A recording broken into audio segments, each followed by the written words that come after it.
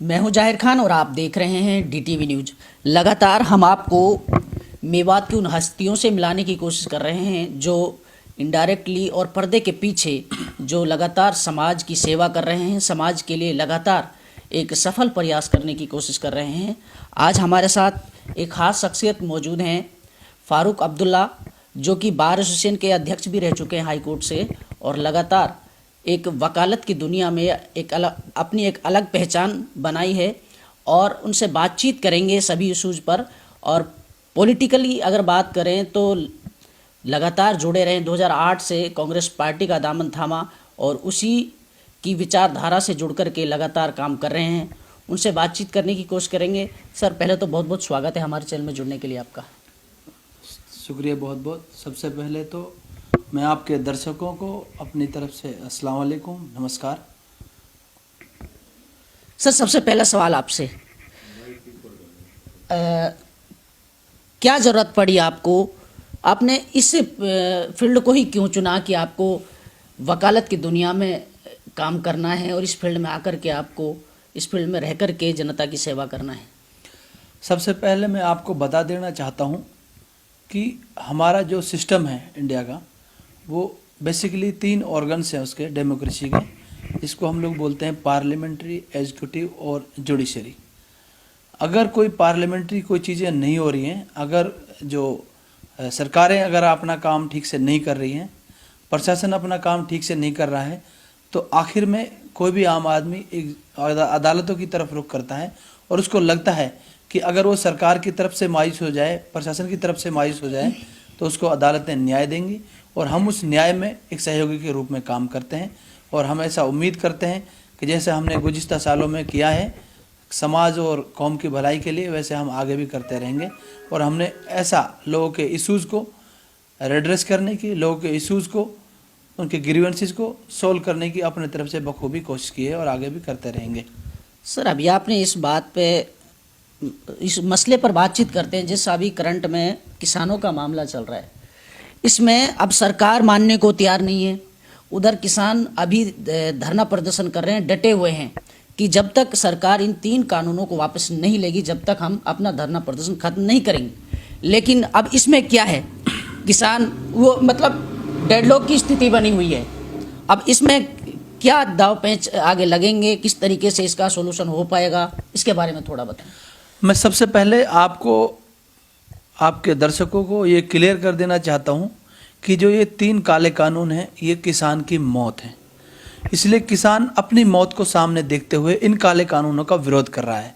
ये 3 काले कानून, उनकी मौत कैसे हैं कि सबसे पहले 3 काले कानूनों को मैं आपको बता देना चाहता हूँ कि जो 3 काले कानून हैं, वो पहला कानून एसेंशियल कमोडिटी एक्ट 1955, उसमें सरकार ने अमेंडमेंट्स किए हैं, संशोधन किए हैं।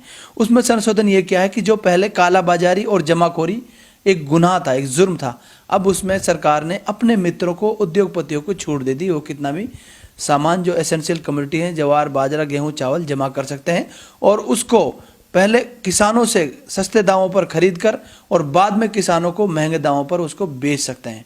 दूसरा जो अमेंडमेंट्स जो एक कानून लेकर है, वो है कि कॉन्ट्रैक्ट फार्मिंग, कि जो किसान के साथ, जो किसान की फसलें हैं, किसान की खेती है, उसके साथ कॉन्ट्रैक्ट करेगा।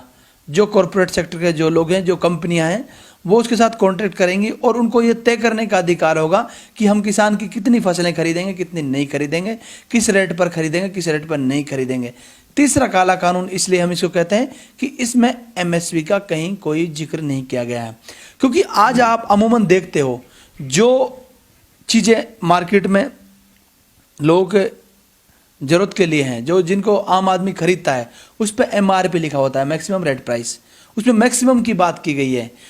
और जो किसान है वो एमएसपी की मांग कर रहा है, वो एमएसपी के लिए ही कह रहा है कि हमको आप मिनिमम दो, हमको मैक्सिमम मत दो। उसका हम आपको गणित समझाते हैं कि एमएसपी ये कहता है कि अगर गेहूं आपको उगाने में 1500 रुपये लागत होती है, तो 1500 का आधा होता है 750, तो आप हमारा गेहूं 750 और जोड़कर 2250 में खरीदो। आज इस सरकार ने ऐसी सरकार, जो मोदी सरकार, जो किसानों का भला ना कर उद्योगपतियों को भला करना चाहती है। आज ट्रैक्टर के रेट कितने बढ़ गए, कीटनाशकों के रेट कितने बढ़ गए, यूरिया के रेट कितने बढ़ गए, डीजल के रेट कितने बढ़ गए, किसान का जो एक लेबर चार्ज वो कितना बढ़ गया। आज किसान मारा मारा फिर रहा है, किसानी जो उसके लिए एक मौत का सौदा हो गया है। ऊपर से इन्होंने कॉरपोरेट को फायदा पहुंचाने के लिए काला कानून लेकर आए सितंबर 27 को 2020 में, जबकि इन्होंने अंबानी और अडानियों को गोदाम बनाने के लिए मई में ही परमिशन दे दिया था। सर वो तो हजारों एकड़ की जमीन में फार्म बना दे गए अडानी ग्रुप, अंबानी ग्रुप के। लेकिन अभी किसान कह रहे हैं कि वो कानून जो बना दिए ठीक है, लेकिन जो एमएसपी पर मतलब उसको कानून के दायरे में लाना चाहिए, उसको एक अमली जामा पहनाना चाहिए, जिसके लिए सरकार तैयार नहीं है। लेकिन सरकार आश्वस्त कर रही है, लेकिन रिटर्न में देने को तैयार नहीं है। एक चीज हमारे मेवात में एक कहावत है कि लिखतम के आगे बख्तम की नहीं चलती। वैसे मैं being an advocate I want to tell you that section 91 and 92 of Indian Evidence Act says that oral evidence reduce the value of the documentary evidence। मतलब जो चीज लिखित में होती है उसकी मान्यता होती है, जो मुंह से कही जबान की बातें होती है उसका कोई मान्यता नहीं होती है। अगर सरकार की नीयत, उसकी मनसा क्लियर है, वो किसान के साथ न्याय करना चाहती है, वो उद्योगपतियों का जो किसान को गुलाम नहीं बनाना चाहती, तो उसको लिखित में आप दो कि हम एमएसपी हमेशा बरकरार रहेगा। दूसरा, उसको कानून में आप लिख दो कि एमएसपी रहेगा। अगर कोई एमएसपी से कम पे खरीदेगा तो उस पर कानूनन जुर्म होगा और उसको सजा होगी। सर भारतीय जनता पार्टी लगातार किसानों को समझाने की कोशिश कर रही है। अभी उन्होंने कई तरह के प्रोग्राम किए, प्रेस कॉन्फ्रेंस की और लोगों को समझाने का काम करे। लेकिन उनका सीधा सीधा ये आरोप है, आप कांग्रेस पार्टी से ताल्लुक रखते हैं, कि उनका ये आरोप है जो विपक्ष पार्टियां हैं वो बरगलाने का काम कर रही है, वो खालिस्तानी है, उनके पीछे एक माओवादी हैं, उनके पीछे पाकिस्तानी है, किसी साजिश के तहत वो काम करे, किसी की सह पे वो इस तरीके से इन हरकतों को अंजाम दे रहे हैं। इसमें कितनी सच्चाई है? इसमें बिल्कुल झूठ है। जो भाजपा जो पार्टी है, जो भाजपा की सरकारें हैं, उन्होंने हमेशा लोगों को धर्म के आधार पर, जात के आधार पर लड़वाने का और उनको बांटने का काम किया। इसके आपको जहीर भाई मैं इसका अभी का उदाहरण देना चाहता हूं कि इन्होंने SYL के नाम पर पंजाब और हरियाणा के किसानों को भी बांटने की कोशिश करी है। दूसरा, ये कोई प्रायोजित धरना नहीं है, ये किसान देश का 62 करोड़ किसान आज देश का अपनी किसानी को बचाने के लिए, अपनी रोजी रोटी को बचाने के लिए लड़ाई लड़ रहा है।